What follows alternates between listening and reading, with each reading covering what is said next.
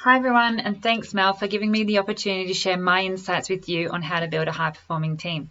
Over the next 30 minutes, I'm going to share my insights from over 15 years experience working within human resources and over half of them working within the fitness industry. I'm going to give you some simple tools to implement into your business straight away so you can start seeing results. In the first video, I'm going to talk through laying the foundations of a high-performing team by using Culture Fit's 6 steps to aligning and engaging your team from the start, so you can stop losing great people and reduce your recruitment cost. Enjoy the video. I'm Katie Jones, CEO and founder of Culture Fit HR. We specialise in building high-performing teams. So we help businesses stop losing great people and reduce their recruitment costs. I've transformed cultures across the world by improving behaviours and maximising profits. I love it. I've seen teams transform by engaging more authentically, achieving results, and just being much more happier at work. And then the businesses are much more productive. It's a lot easier to do when you've got systems in place and an expert to help you along the way. Today I'm going to take you through how to build a high-performing team. Firstly, we're going to lay the foundations. So I'm going to take you through Culture Fit's 6 steps to aligning and engaging your team from the start. And then I'm going to take you through a well-known model that I've used in the past that helps create more cohesive and results-driven teams by developing 5 simple behaviours. So why build a high-performing team? Well, they build the foundations for successful teamwork. They make better decisions. They prove team effectiveness, develop a culture that drives results and ensures accountability. So where to start? Most teams have little or no coaching on how to gain alignment, build engagement, or set clear expectations that empowers team members and fosters a culture of accountability. So today I'm going to teach you and also give you the tools to help you develop your team. So firstly, we're going to start with a team charter. Now this process is completed in a group setting. It clarifies team direction whilst establishing boundaries. Now there's 2 reasons to complete a team charter. The first one is when you're building a team and they're in the forming stage, such as a project team. You want to get clear expectations around the vision of the team purpose, values and behaviours, collective goals, communication structure, and roles and responsibilities. And the second reason is quite relevant to where we are now. As teams are gearing up to going back to work, it's really important as leaders that we ensure that we reconnect and reset to what is important. Here in the next clip, I'm going to show you Culture Fit's 6 steps to engaging and aligning your team. Firstly, we're going to start off with the shared vision. Now, the effect of sharing the same vision is that employees do tasks because they want to do it, not because they're told to do it. People who do not share the same vision is most likely not going to contribute to the team. You want it to be inspiring, you want it to be big, so you want it to be something that is long-term, 3 to 5 years. I'd like to share one with you at the moment that I think is inspiring. LinkedIn. Their vision is to create economic opportunity for every member of the global workforce. To me, if I was working at LinkedIn, that would be really inspiring and something to work towards. Secondly is purpose. So we've all heard of Simon Sinek. If you haven't, he talks about finding your why. So I think it's a great opportunity as we're bringing all the teams back into a team environment is to get them to reflect on their why. Why did they choose to work in the industry that you're in? Why do they get out of bed every day? So once you have all their purpose statements, then come up with a team purpose statement.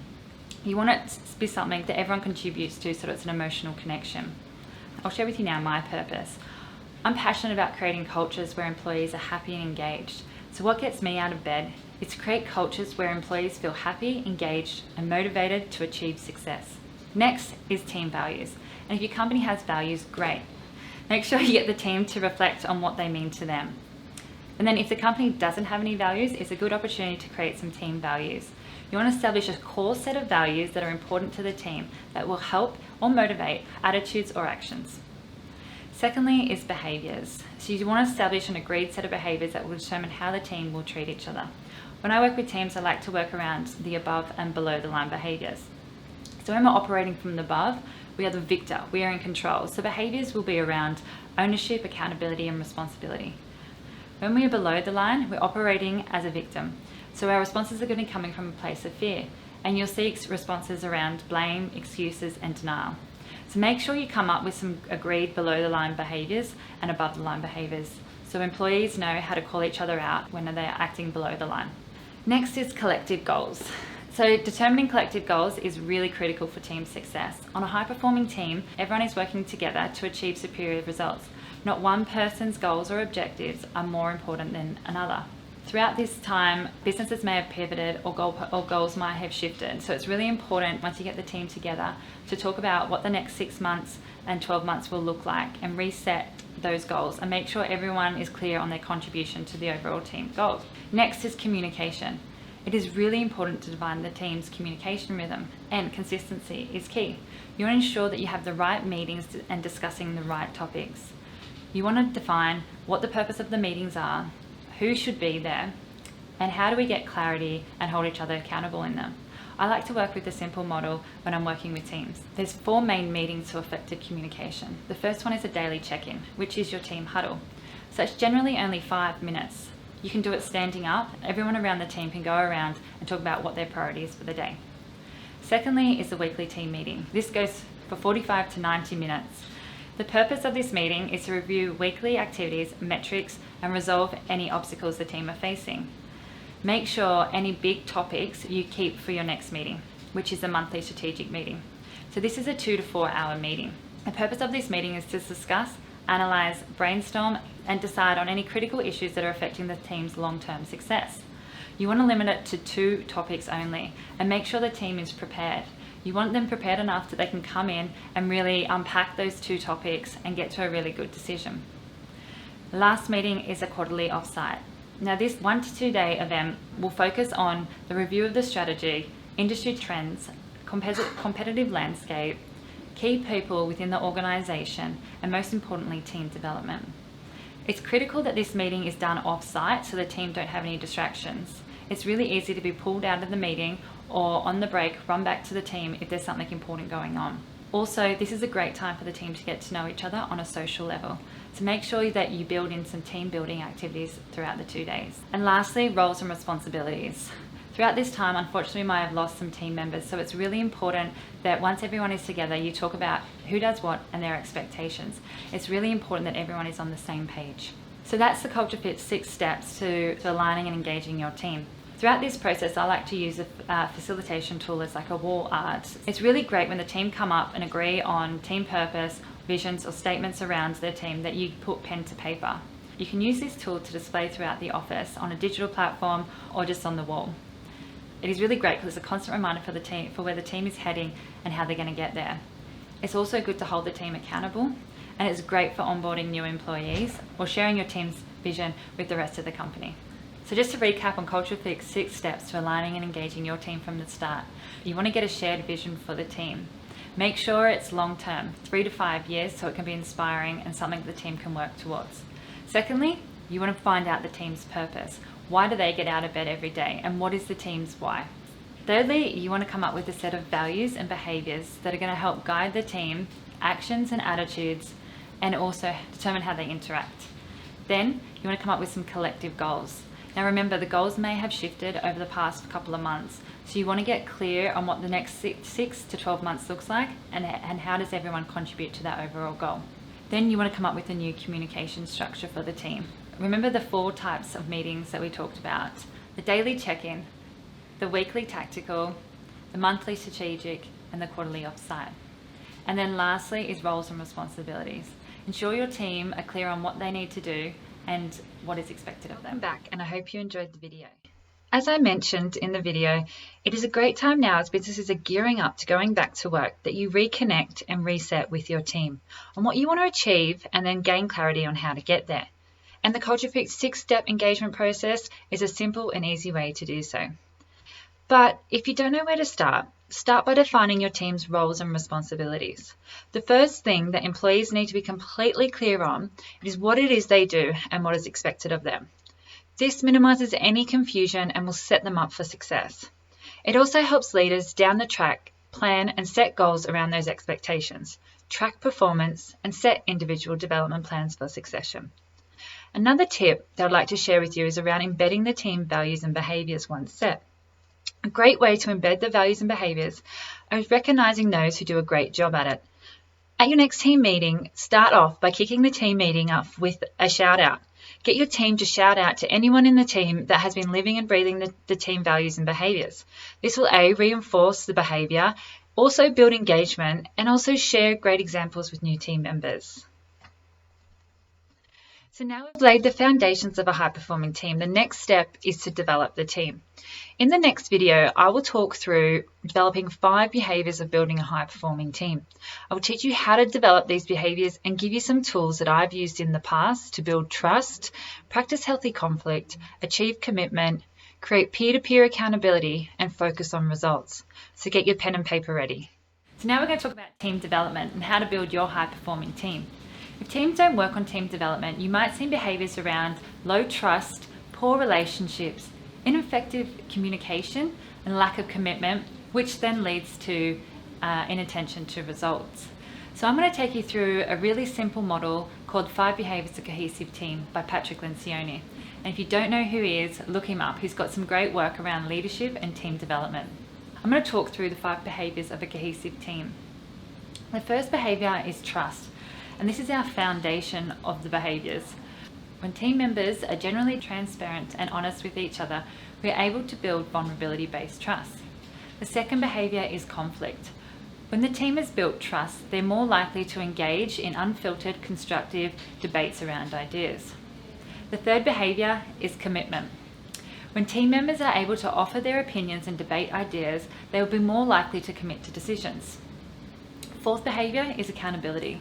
When everyone is committed to a clear plan of action, they are more willing to hold one another accountable. And lastly, results. The ultimate goal of building greater trust, having healthy conflict, commitment and accountability is the achievement of results. So we're going to deep dive into these behaviours now. Trust. Great teams trust one another on a fundamental emotional level.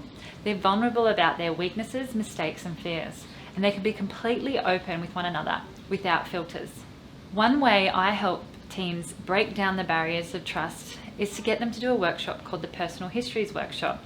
Get the team to answer 3 simple questions. Where did you grow up? How many siblings do you have and where do you fall in that order, oldest or younger, etc. And thirdly, what is one unique challenge of your childhood or just of being a kid?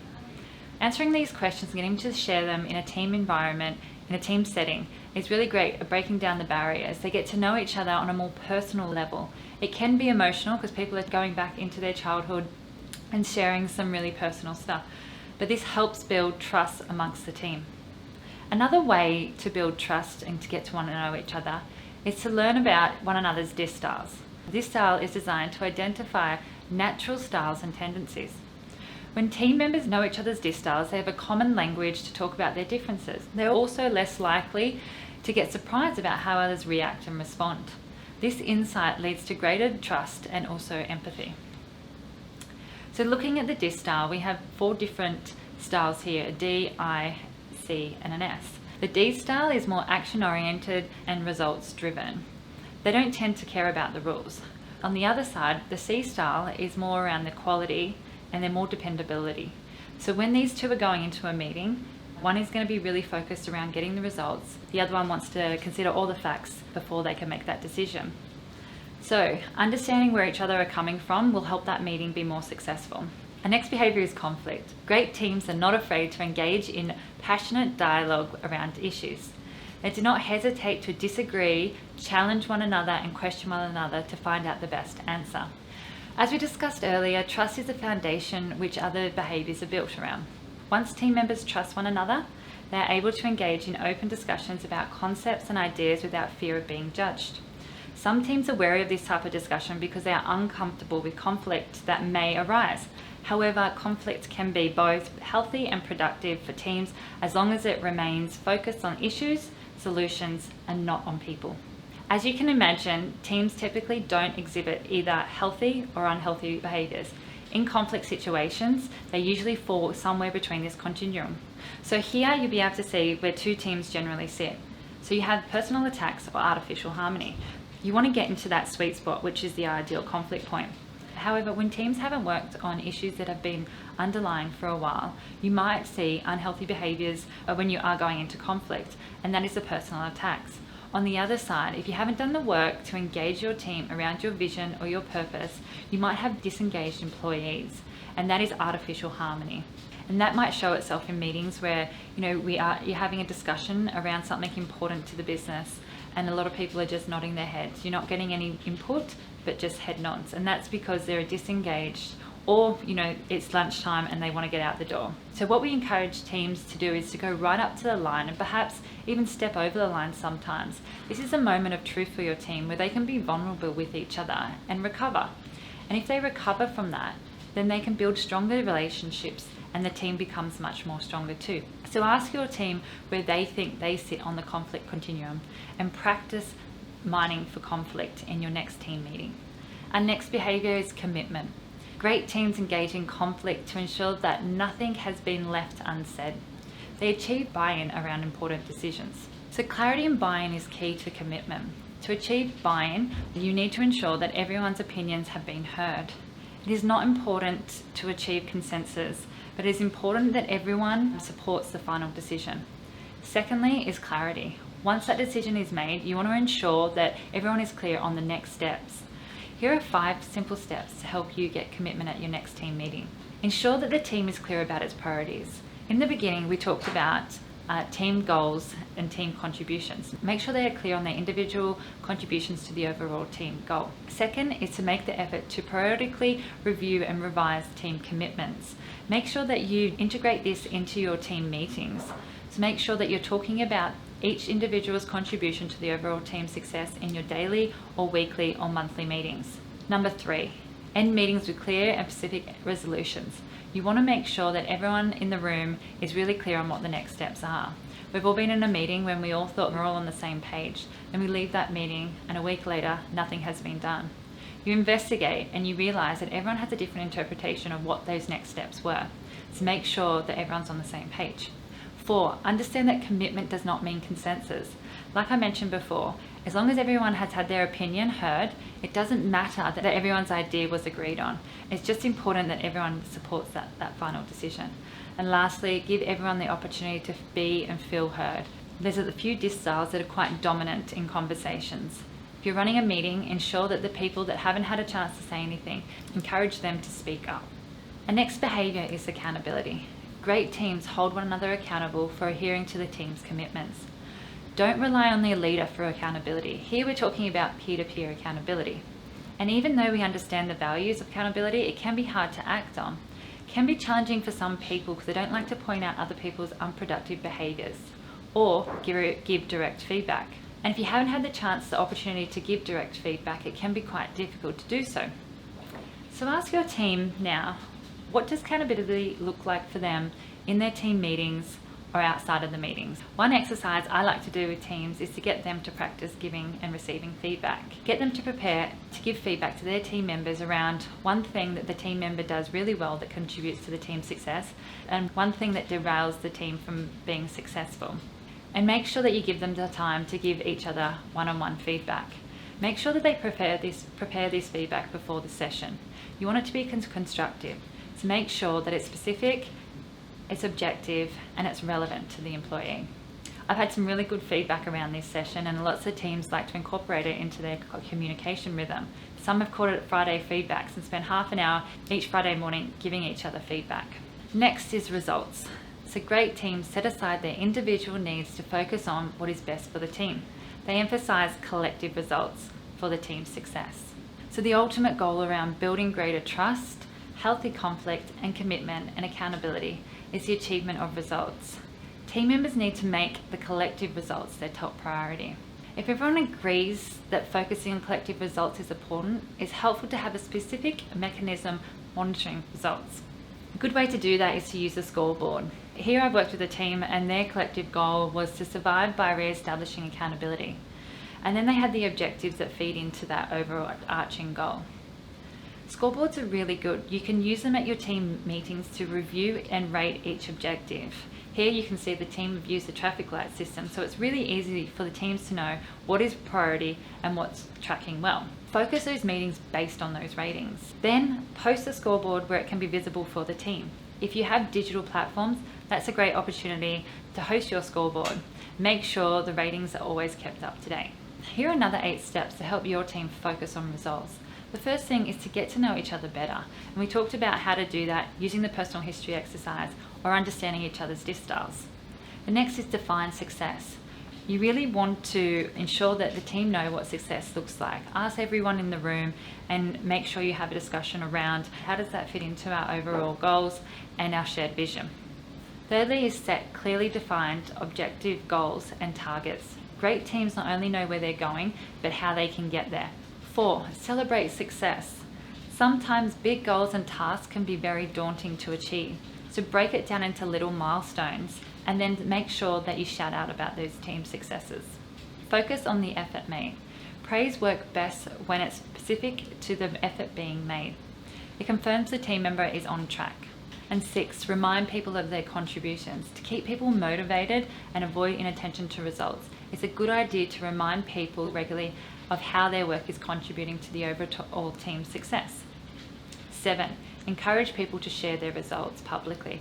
It's a good idea to get the team to go around and share their results in a team meeting. It's always embarrassing to have to stand up in front of your team and tell them why you didn't put enough effort in. It holds everyone accountable. And lastly, keep a focus on the metrics. Like I said, using a scoreboard is a great way to visibly show everyone how the team is tracking against the team's goals and everyone's contributions. So that's the 5 behaviours. So let's recap the tools that I've shared with you today around how you can develop a high-performing team. Firstly is trust.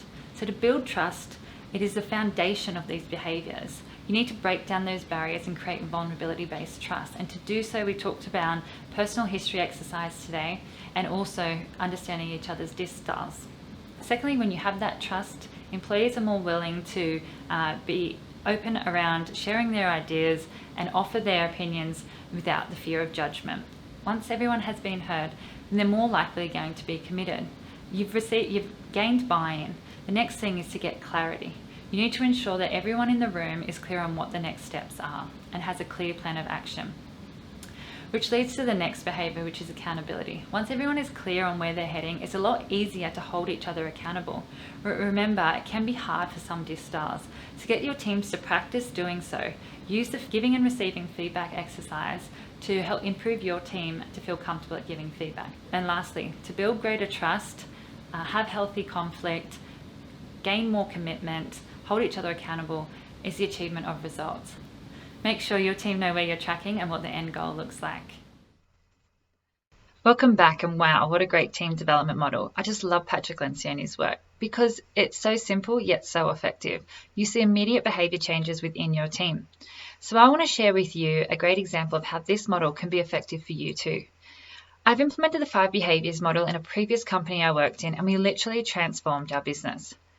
So we created a culture of feedback where we could be completely open and honest with each other and not afraid to make mistakes. We held each other accountable to what we said we were going to do, and we caught each other out on unacceptable behaviour.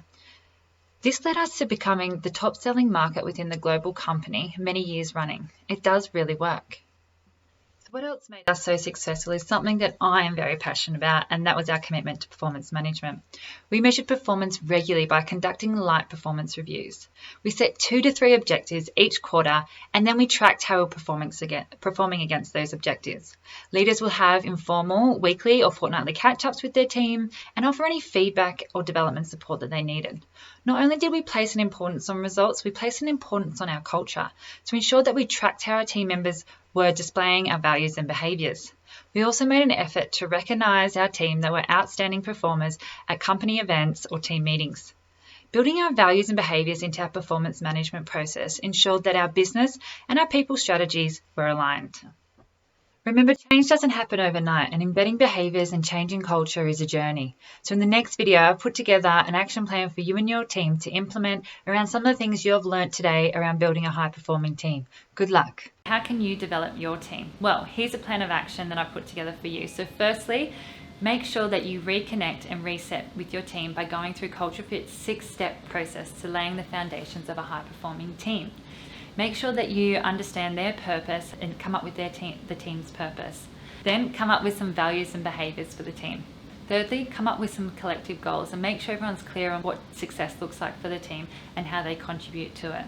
Fourthly, come up with a communication rhythm that works for the team.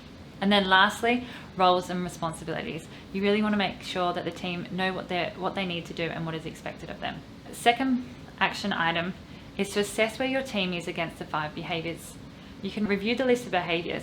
Get the team to place a red sticker on the areas that they think they need to work on, and then a green sticker on the areas that they think they're really strong in. If you need help with this, please get in touch and I can send you a survey.